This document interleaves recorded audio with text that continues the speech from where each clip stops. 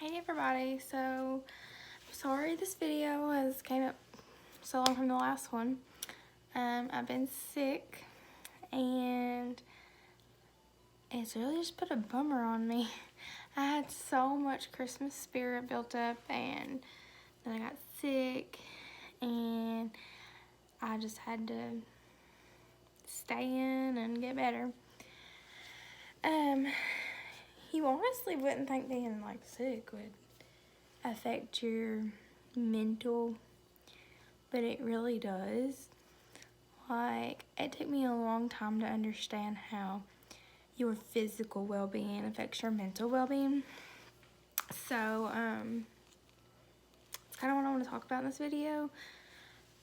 I guess when it really came together, obviously I always knew, but when it really came together for me about your like physical, mental, whatever, health was after I had Bristol. I was struggling really bad with postpartum, but of course I really didn't know that. You don't want to accept that. And I went to the doctor and they, sat me down.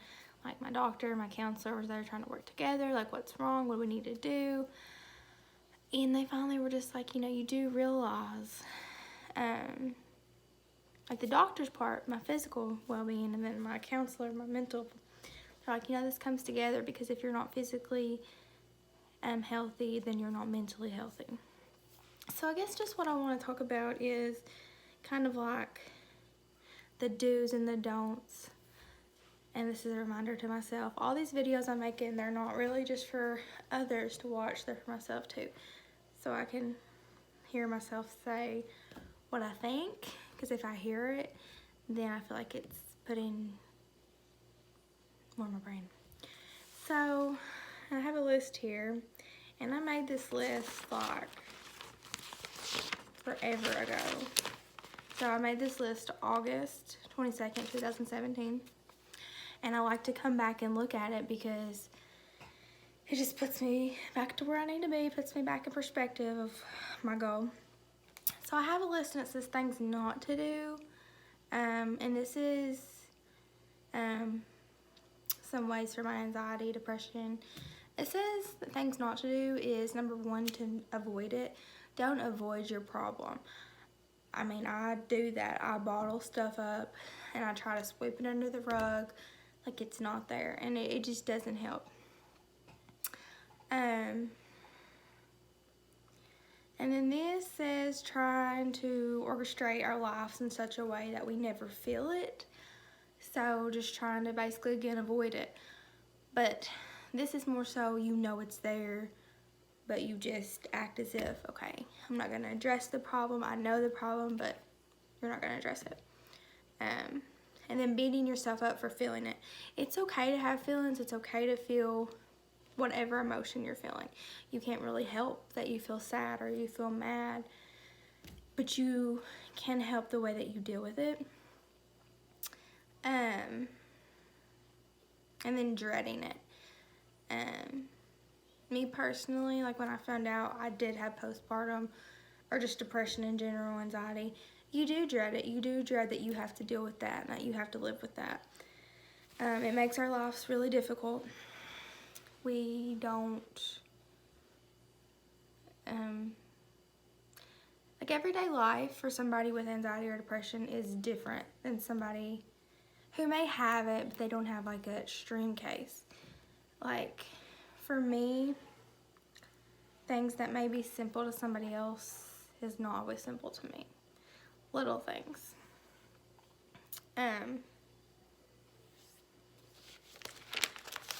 So some things that affect me personally or like change, getting agitated. When I get agitated at something, that automatically turns like my anxiety up. Like it triggers that. I don't like to tell people that they're wrong. That really affects me.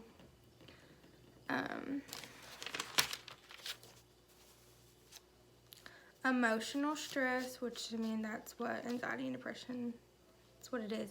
But what I mean by emotional stress is like changes in your life or stress due to money, things like that.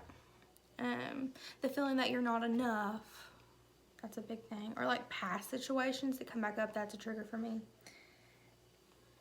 So things that I wrote down to work on for myself, I like to explain everything to everybody, and I need to work on that because not everybody needs to hear me explain the same thing.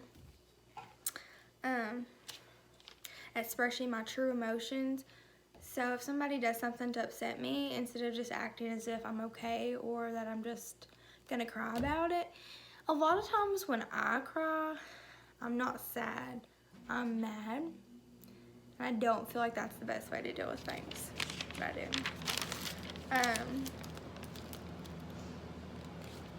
So some things I have wrote down to do, like physically, breathe in for 4 seconds, hold your breath for 7 seconds, exhale breath for 8 seconds, repeat once or twice. And it says this causes an automatic nervous system shift. So that helps with panic attacks, anxiety, you know, whatever.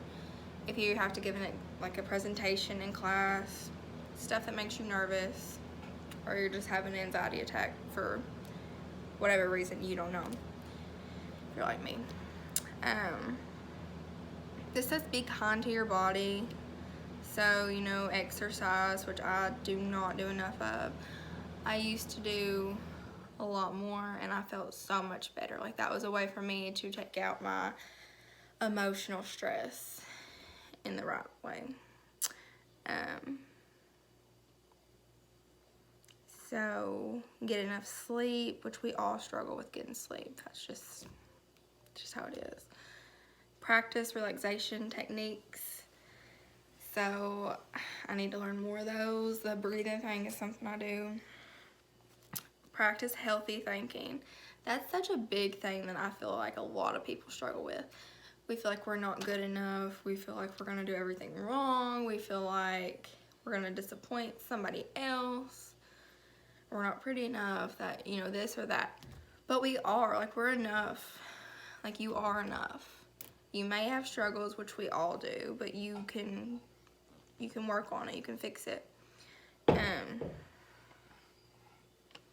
This says engage your mind, get out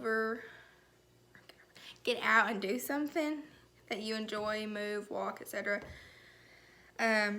Too much or too little can make you anxious. So don't overstimulate your mind. Don't put too much on your mind at one time. And keep a diary of your symptoms. I highly suggest this. I don't journal enough like I used to. I started doing this when I was like 9 or 10 because I started seeing a counselor at that point in my life. And I mean, children can do this. It's a good way just to get your feelings out. If you put them on paper, then you see them and you're getting them out of your head. So here is this says 12 tips on staying inspired. This says drink water, which honestly that does help you because you stimulate your brain. Move and sweat. Get enough sleep. Plan your day. I really like to do that. If I write down what I need to do during the day, or if I put them on my phone like in a calendar. If I don't put something on my calendar personally, I don't remember it. You can tell me 1,000 times, but I don't remember it. It says put your top 3 tasks, reflect daily. And it says keep learning, so reading, browsing, and brainstorming. And focus on what makes you happy. So express gratitude, clean your area, because if your personal space is clean, like your home, your car, whatever, I know it makes you feel better, because like right now, that's a lot of my issue, and I just feel overwhelmed sometimes with like clutter. And then this says indulge in your favorite things. So if you have a favorite song or a favorite movie, favorite activity, whatever, like obviously don't only sit down and watch TV, because that's not good for your brain either. But like if you have something that you like, you need to take time for yourself, and you need to do that. So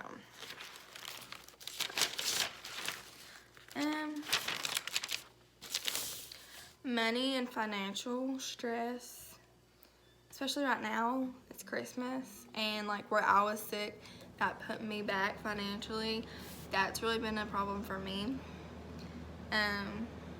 Making decisions, like I'm the worst at making decisions.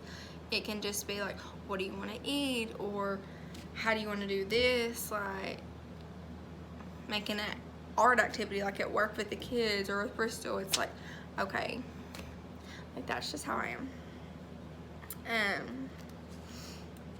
And not dwelling on the past or things that haven't occurred yet. So if you are a person that you think about every little thing, like, okay, this is gonna happen tomorrow, because I'm that person. I will sit and plan out the whole day.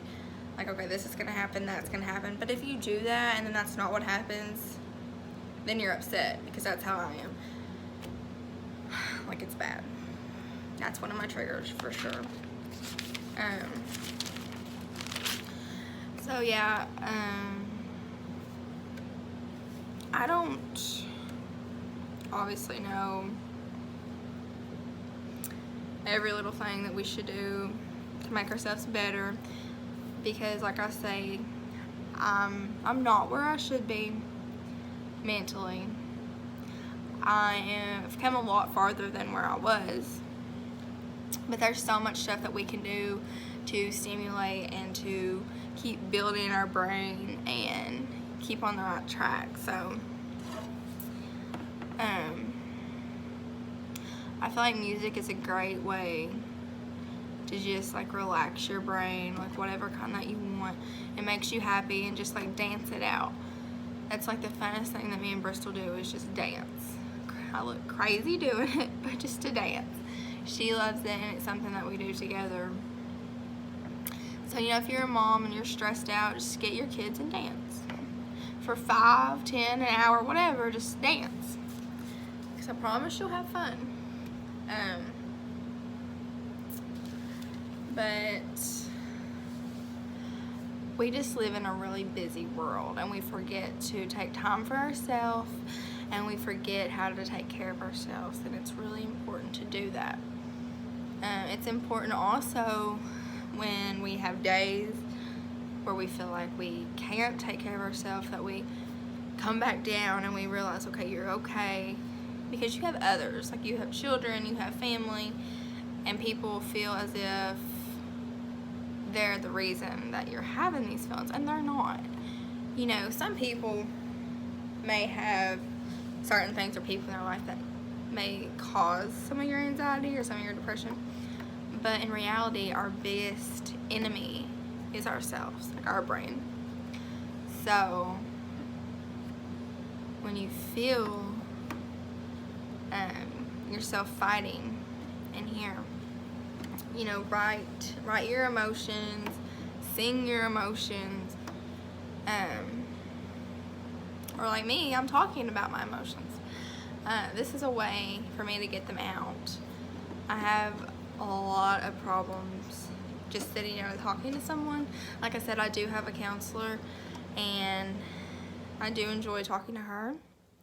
Sometimes I talk to my family. I hold a lot in for my family, which I know is not good, but I don't like to put more stress on them that they already have. So that's why I made this. Obviously my family's gonna watch this too, so maybe that's a way for me to talk to them too. But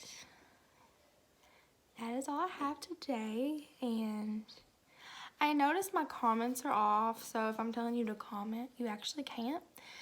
So if you have things that you would want me to talk about, or if you have ideas that I could share on here with others to help with, you know, anything mental related, physical related issues, let me know. Like, message me on Facebook or Instagram. I'll figure out how to turn the comments on, just haven't figured that out yet.